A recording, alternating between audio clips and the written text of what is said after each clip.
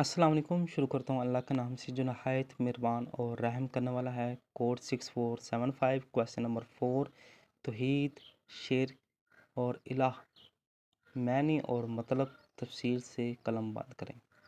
سب سے پہلے ہم بات کریں گے توحید کی۔ توحید کا معنی اور مفہوم۔ لفظی معنی۔ توحید عربی زبان کا لفظ ہے جو واحد سے ماخوذ ہے، جس کا مطلب ایک ماننا، یکتا قرار دینا ہے۔ اصطلاحی مفہوم۔ اسلامی عقیدے کے مطابق توحید کا مطلب ہے اللہ تعالیٰ کو اس کی ذات، صفات، افعال، عبادات اور اختیارات میں واحد اور یکتا ماننا اور اس کے سوا کسی کو ان صفات میں شریک نہیں ٹھہرانا اس میں شامل ہے۔ آگے ہم بات کریں گے توحید کی اقسام۔ توحید کی 3 اقسام ہیں: توحید فی الذات، توحید فی العبادات، توحید فی الصفات۔ سب سے پہلے ہم بات کریں گے توحید فی الذات۔ یہ یقین رکھنا کہ اللہ ہی خالق ہے، وہی رازق ہے، وہی مالک ہے، وہی زندہ کرنے والا ہے اور وہی موت دینے والا ہے۔ اس کے اختیارات میں کوئی شریک نہیں ہے، اس میں شامل ہے۔ آگے ہم بات کریں گے توحید فی العبادات۔ صرف اللہ ہی عبادت کے لائق ہے، اس کے سوا نہ کسی کو سجدہ کیا جا سکتا ہے، نہ دعا، نہ نذرانہ وغیرہ۔ نماز، روزہ، حج، دعا سب اللہ کے لیے مخصوص ہے۔ نمبر 3، توحید فی الصفات۔ اللہ تعالیٰ کی تمام صفات، علم، قدرت، سمیع، بصر، یہ جو اللہ تعالیٰ کی صفات ہے، بصیر دیکھنے والا، علیم جاننے والا، قدرت سمیع سننے والا، یہ اللہ تعالیٰ کی صفات ہیں۔ اللہ تعالیٰ کی صفات میں کسی مخلوق سے مشابہ نہیں ہے۔ آگے ہم بات کریں گے شرک۔ شرک کا معنی اور مفہوم۔ لفظی معنی۔ شرک کا مطلب ہے شریک کرنا، یعنی کسی کو کسی چیز میں کسی کے برابر ٹھہرانا۔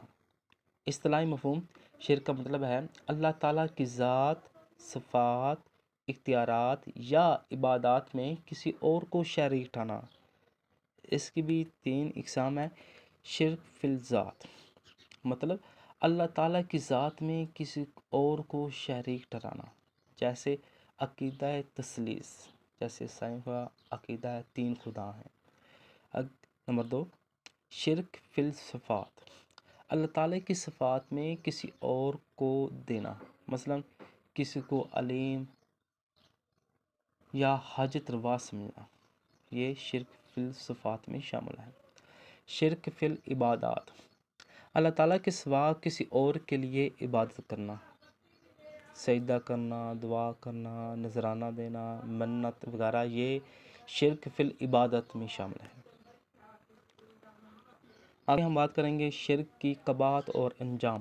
شرک اسلام میں سب سے بڑا گناہ ہے۔ قرآن مجید میں ارشاد ہے، بے شک اللہ شرک کو نہیں بخشتا اور اس کے سوا جیسے چاہے معاف کرتے۔